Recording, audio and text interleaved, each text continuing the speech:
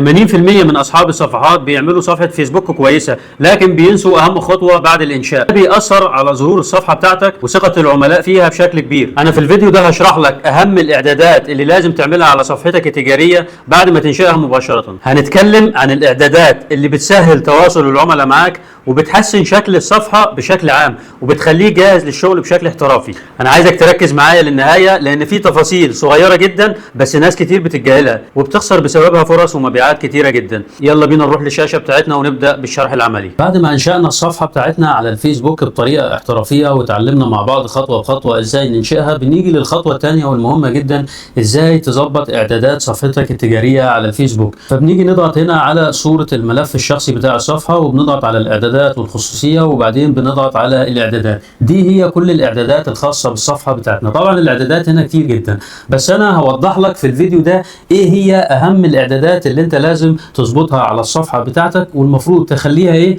عشان خاطر الصفحه بتاعتك تنتشر بشكل افضل والفيسبوك يعرضها للناس المهتمه بمجالك لما تيجي تنزل المحتوى بتاعك على الفيسبوك. يعني احنا مش محتاجين نظبط كل الاعدادات الموجوده او نغير في كل الاعدادات الموجوده. يعني اول حاجه قسم التفضيلات ده احنا مش هنلعب فيه خالص، هنسيبه زي ما هو.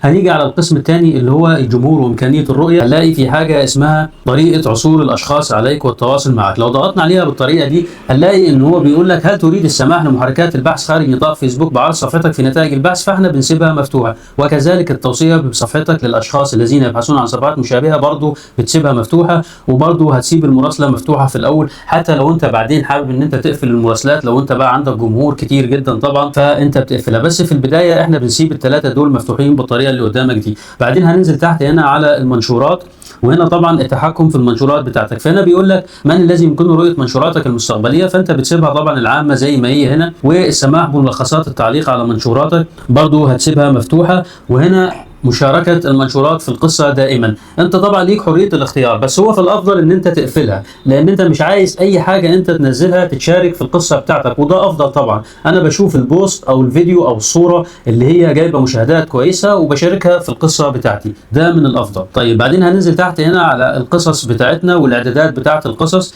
فانا بسيب برضو كل حاجة زي ما هي. من الذي يمكنه رؤية قصصك بتسيبها على العامة، السماح للاخرين بمشاركة القصة برضو بتسيبها عشان تزود طبعا من انتشار المحتوى بتاعك. هل تريد السماح للاشخاص بمشاركه قصصك اذا ذكرتهم برضو بتسيبها مفتوحه. وهل تريد السماح للمتابعين بالرد على قصصك برضو بسيبها مفتوحه طبعا زي ما هي. يبقى انا بسيب برضو الاعدادات دي كلها زي ما هي. بعدين بنيجي للخطوه اللي بعدها وهي اهم خطوه، وهي خطوه اعداد الصفحه. اعداد الصفحه لو جيت دخلت على اول حاجه هنا هلاقي الاسم بتاع الصفحه بتاعتي اللي احنا كنا عملناه في الفيديو اللي فات، ان احنا سمينا الصفحه بتاعتنا طه سيد ديجيتال ماركتير. فانت لو عايز تعدل الاسم طبعا بتدخل هنا كده وبتكتب الاسم الجديد بتاعك بالطريقه اللي انت عايزها. طبعا احنا لسه مختارين الاسم فهو ما فيهوش اي مشكله، بس لازم تلاحظ هنا ان هو بيقول لك لو انت غيرت اسمك مش هتقدر تغيره الا بعد 60 يوم تاني. يعني انت ليك سماح بتغيير الاسم مره واحده كل 60 يوم. بعدين هنيجي تحت هنا نلاقي في حاجه اسمها اسم المستخدم. اسم المستخدم هنا دي معناها ايه؟ تعال اقول لك دي معناها ايه. لو جيت ضغطت كده على الفيسبوك وفتحت الصفحه بتاعتك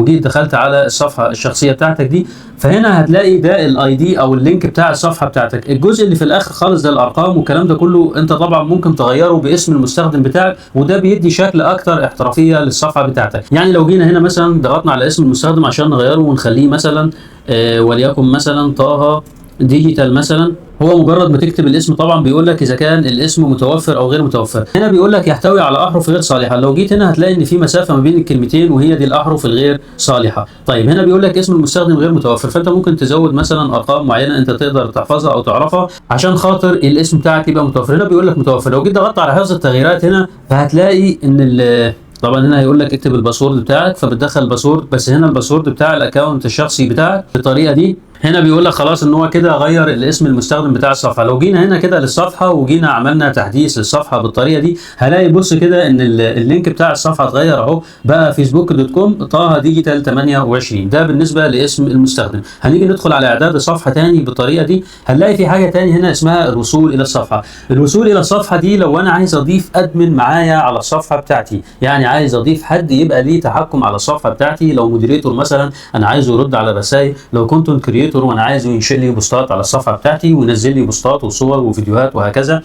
لو انا عايز مثلا اضيف اكونت وادي له تحكم كامل على الصفحه بتاعتي. ففي هنا خيارين، في حاجه اسمها اشخاص لديهم صلاحيه وصول الى فيسبوك، هنا الشخص اللي انا بضيفه من فوق، فهنا في الحاله دي انا بدي له تحكم كامل على الصفحه بتاعتي، فببحث هنا عن الاسم المستخدم بتاعي، يعني بكتب اسم المستخدم على الفيسبوك وبضغط طبعا التالي لحد ما اديله تحكم كامل، فبتروح له هو دعوه بيوافق عليها، كده هو بقى ليه تحكم كامل على الصفحه بتاعتي. لو انا جيت على اشخاص لديهم صلاحيه وصول تقتصر على مهام محدده، ففي الحاله دي انا برضه بضغط على الاسم، فهو بيقول لي انت عايز تدي الشخص ده تحكم في ايه، في الاعلانات ولا المحتوى ولا المراسلات، ولا يعني بتحدد المهام المحدده اللي انت هتديها للشخص بتاعك. طيب هنيجي تحت كده برضو على اعداد الصفحه، هنلاقي هنا في حاجه اسمها نوع الصفحه. نوع الصفحه بتاعتك يا اما نشاط تجاري يا اما منشئ محتوى. ايه الفرق؟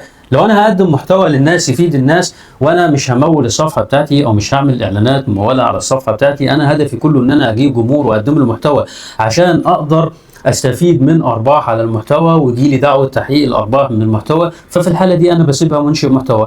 انما انا لو هبيع منتج او هقدم خدمه بشكل مباشر وانا عايز ابيع منتجاتي او خدماتي، ففي الحاله دي انا بسيبها نشاط تجاري. طيب انا طبعا هنا المفروض بحدد نوع الصفحه بتاعتي واخليها مثلا منشئ محتوى. بعدين هنخرج من الاعداد دي وهننزل تحت على الريلز. الريلز هنا بيقول لي هنا الاعدادات بتاعه الريلز، فبيقول لي من الذي يمكنهم رؤيه مقاطع الريلز الخاصه بك، فانا طبعا بسيبها العامه زي ما هي. بعدين بنزل على المتابعون والمحتوى العام، فهنا بيقول لي الاشخاص الذين يمكنهم متابعه الصفحه بسيبها العامه، الاشخاص الذين يمكنهم رؤيه متابعيك على الملف الشخصي، فانا دي بسيبها برضو العامه عشان الناس برضو تدخل تشوف عدد المتابعين اللي عندك، وبالتالي يحصل ثقه عند الناس، فبالتالي يتابعوك بشكل مستمر. من يمكنه رؤيه الاشخاص والصفحات التي تقوم بمتابعتها، انا بفضل هنا ان دي تسيبها انا فقط عشان ما حدش يعرف انت بتتابع مين. من الذي يمكنه التعليق على منشوراتك العامه، طبعا زي ما هي، واشعارات المنشورات بسيبها العامه، ومعلومات الصفحه برضو بسيبها العامه زي ما هي. وبعدين بخرج من الاعداد دي وبدخل على الصفحه والاشارات. هنا بيقول لك من الذي يمكنه النشر على صفحتك، فانت هنا بتخليها انا فقط عشان طبعا ما تديش صلاحيه لحد ان هو ينشر على الصفحه بتاعتك. من الذي يمكنه رؤيه ما ينشره الاخرون على صفحتك، فانا بسيبها جميع لان انا كده كده قافل ان ما حدش ينشر على صفحتي. وبسيب الاختيارين دول زي ما هما، ان انا بسمح للاخرين ان هم يشاركوا المنشورات في القصص بتاعتهم، المنشورات بتاعتي، وده طبعا هيزيد من انتشار المحتوى بتاعي. وهنا برضو بسمح للاخرين ان هم يضيفوا اراء على الصفحه بتاعتي، يعني بفتح لهم القسم بتاع الاراء، والموضوع ده مهم جدا جدا، احنا هنتكلم عليه لاحقا. طبعا انا لازم يكون عندي اراء وتوصيات على الصفحه بتاعتي، خصوصا لو انا كنت نشاط تجاري، عشان لما حد يجي يشتري مني منتج او خدمه معينه انا بقدمها، لما يلاقي اراء عملاء سابقه طبعا ده هيشجعه ان هو يشتري مني. طيب بعدين بنيجي هنا طبعا في الحظر، وكلنا عارفين الحظر لو انا عايز احظر ملفات شخصيه او صفحات معينه ما خلاش تتابع المحتوى بتاعي او تقدر تدخل على صفحتي، فبضغط على تعديل وبقدر بضيف طبعا المستخدمين لقائمه الحظر. طيب بعدين هننزل تحت كده عمليات الدفع، مش هنيجي جنبها دلوقتي لسه وقتها ما جاش، بس هننزل تحت في الاذونات هنلاقي في حاجه اسمها الحسابات المرتبطه. هنا بيقول لي لو انت عايز تربط الصفحه بتاعتك بحساب انستجرام، ولو عايز تربط الصفحه بتاعتك بحساب واتساب. طيب مهم جدا ان انا يكون عندي حساب على كل المنصات، سواء كنت انا نشاط تجاري او كنت منشئ محتوى. فانا طبعا بضغط على الانستجرام هنا وبربط الانستجرام بتاعي بان انا طبعا بسجل دخول الانستجرام بتاعي واكمل في الخطوات لحد ما الانستجرام بتاعي يتربط بالصفحه بتاعتي.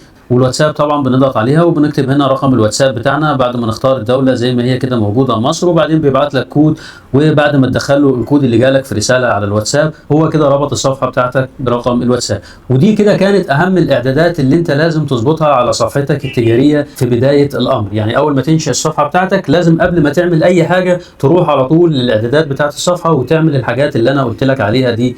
الاعدادات دي مهمه جدا وهي اللي هتخلي الصفحه بتاعتك تنتشر بشكل افضل.